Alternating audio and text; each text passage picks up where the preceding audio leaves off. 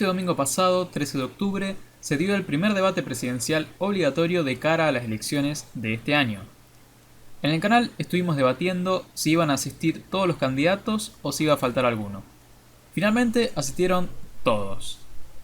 Cabe aclarar que había sanciones si alguno no asistía. En este caso se le iba a quitar toda la publicidad a ese candidato. Pero como dije antes, esto no pasó. Estuvieron todos los candidatos: Macri, Fernández, Espert, Lavagna, Gómez Centurión y Del Caño. Algo que también les consulté fue qué tema era el que más les interesaba escuchar hablar a los candidatos, y una gran mayoría votó economía y finanzas. Así que en este video vas a tener un resumen de las propuestas concretas de cada uno de los candidatos, sin diagnósticos ni chicanas. Y además les voy a dar mi opinión, que pueden tomarla o no.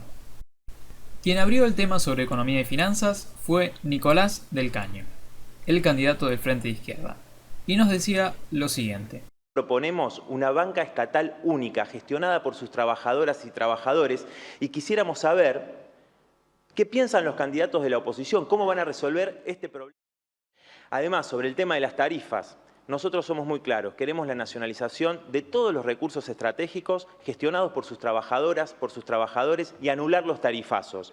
Pero sería importante que se diga acá si estarían dispuestos los candidatos a un aumento de emergencia para jubilados, para los trabajadores, para la asignación universal por hijo, para que se actualicen mes a mes según la inflación. Nacionalizar la banca, nacionalizar los recursos estratégicos y aumentos de emergencia. No es por meter miedo, pero literalmente son las medidas que Chávez y Maduro tomaron en Venezuela. El 80% de la banca venezolana está nacionalizada. Nacionalizaron el petróleo, que es su recurso estratégico, y constantemente están dando aumentos de emergencia, más que nada al salario mínimo. Las consecuencias de estas medidas creo que no hace falta que las aclare. El siguiente en exponer fue Gómez Centurión, y nos decía lo siguiente. Nosotros creemos que hay que achicar drásticamente el gasto fiscal y el gasto público a través de todo el análisis de la estructura del Estado.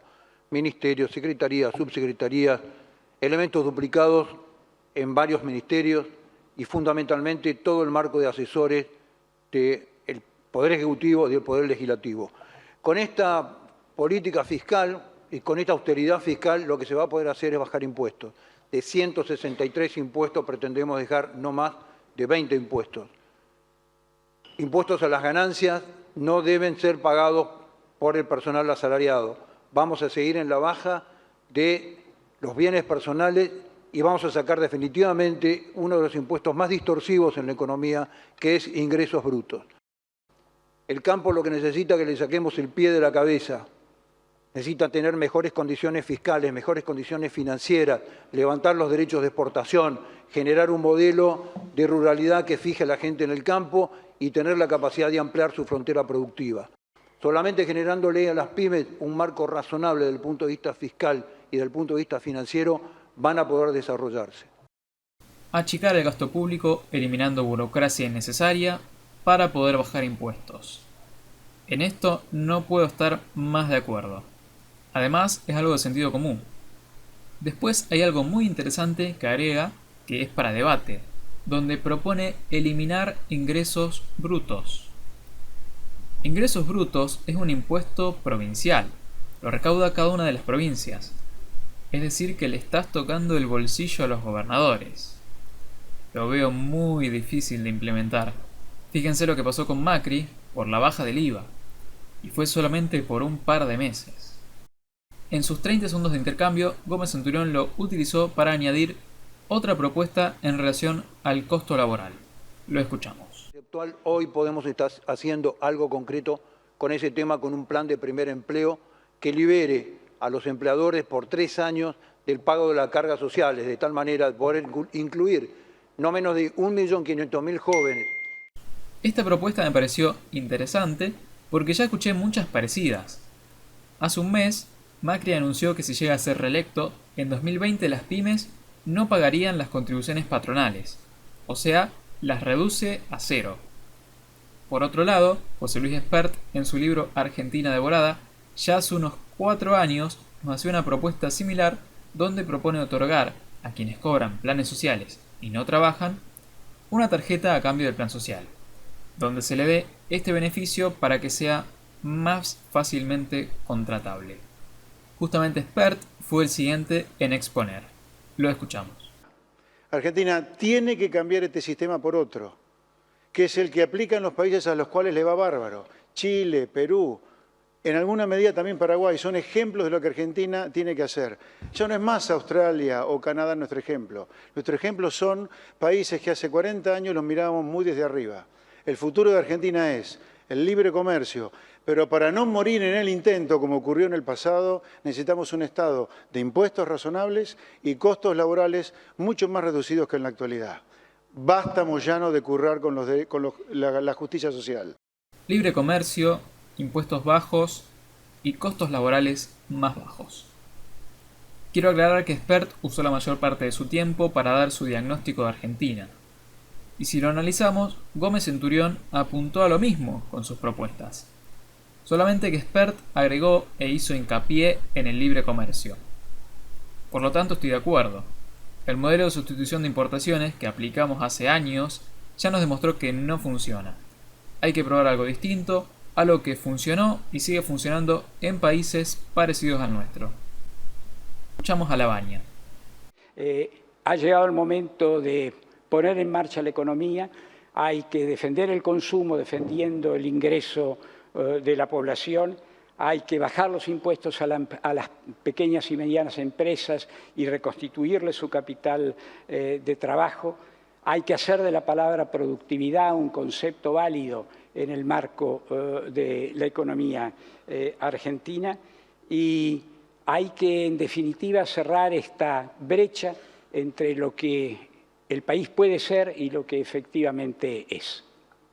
Defender los salarios, creo que intentó decir, y bajar impuestos, pero a las pymes, aclaró. Se ve que las empresas grandes no tienen problemas desde su punto de vista. Fue el turno de Macri y decía lo siguiente. Tenemos que ser creíbles y para ser creíbles tenemos que alcanzar un consenso entre todos de cómo tener una economía estable. Comenzamos a bajar los impuestos, que hay que seguir bajando y me asusta cuando escucho a algunos decir que hay que volverlos a aumentar. Con estas bases, con un consenso, estamos para entrar en una nueva etapa de crecimiento y alivio para la clase media. Llegar a un consenso y bajar impuestos. No hay muchas propuestas ni suma nada nuevo. Básicamente hace hincapié en que hay que llegar a un consenso. El último en exponer fue el más esperado. Nos interesaba escuchar cuáles eran las soluciones que planteaba para arreglar la economía. Estamos hablando de Fernández y lo escuchamos. Lo primero que tenemos que hacer es volver a generar consumo para que la economía vuelva a funcionar. Lo segundo es ayudar a que las exportaciones crezcan porque necesitamos dólares. Dólares para pagar la deuda, presidente, y dólares para obtener insumos y seguir produciendo. Propongo que nos sentemos a una mesa, los industriales, el campo, los que trabajan y el Estado, y entre todos diseñemos qué país queremos construir. Fernández también propone llegar a un consenso entre todos. Habló de aumentar el consumo y aumentar las exportaciones, cosa que no se puede hacer ambas al mismo tiempo, salvo que aumentes la producción, pero en cuanto a esto no dijo ninguna propuesta.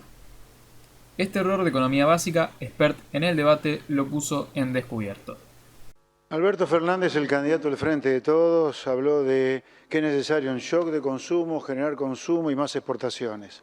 Las dos cosas al mismo tiempo no se pueden. Hay que mirar la identidad macroeconómica básica, como decimos los economistas. ¿Usted podrá aumentar algún día el consumo? Si previamente las exportaciones han crecido mucho y para eso vamos a tener que comerciar con todo el mundo y no solamente con nuestros pares del Mercosur.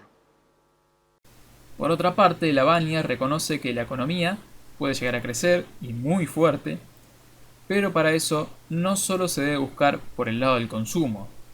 Lo escuchamos. Pero eso exige reconocer la importancia del consumo, cosa que acá se ha hecho, pero también reconocer la enorme importancia que tiene la inversión particularmente la inversión que hace y la incorporación de trabajadores que hace la pequeña y mediana empresa. El resto del debate fue solo chicanas y análisis de la actualidad, el diagnóstico que tenía cada uno y críticas mutuas entre ellos. A mí me hubiera gustado, y veo por lo que votaron en las encuestas, que ustedes también, es que sean más específicos con las propuestas de cada uno.